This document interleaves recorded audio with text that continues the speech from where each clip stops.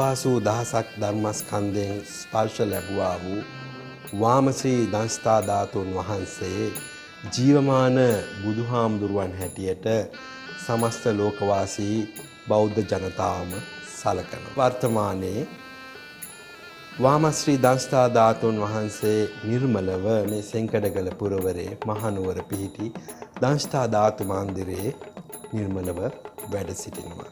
එහි ගිහි බහරකාරු හැටියට පුරා වසර 11ක වැනි කාල සීමාවක් මාදී වඩ නිලමේ හැටියට කටයුතු කරනවා.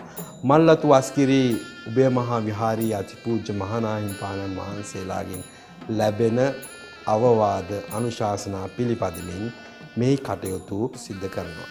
පුරා වසර 11ක් වැනි කාල සීමාවක් තුල නොකඩවා අඛණ්ඩව මේ චාරිත්‍ර ඉටු කිරීමේ වාග්ය මා ලැබුවා.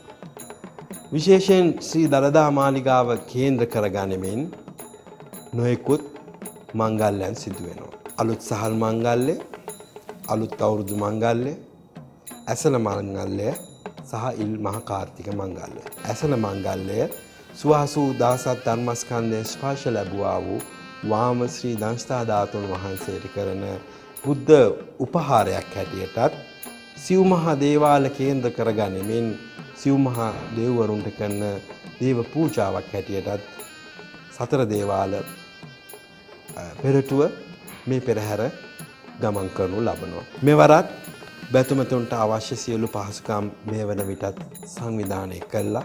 පෙරහැරේ පෙළ ගැස්මට අපි ආරම්භයක් ලබා දීලා තියෙනවා.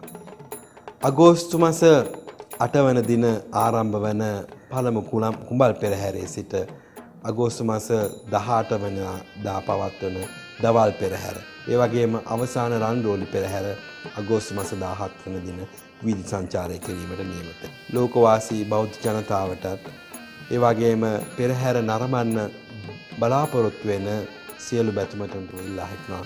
මේ අගෝස්තු මාස 8 වන දින සිට අගෝස්තු මාස 17 වන දින දක්වා වූ පෙරහැර දළදා වීදියෙන් ආරම්භ වී මේ මහනුවර නගරයේ වීදි ඔස්සේ පෙරහැර ගමන් කිරීමට නියමිතයි.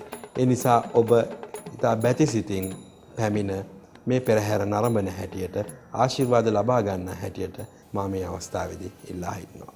දෙසතියක පෙරහරක් නොනවතින මෙහෙවරක්. ලොවක් මවිත කළ හෙළේ මහා සංස්කෘතික මංගල්‍ය ඓතිහාසික කන්දමුදරට ඇසළ පෙරහැර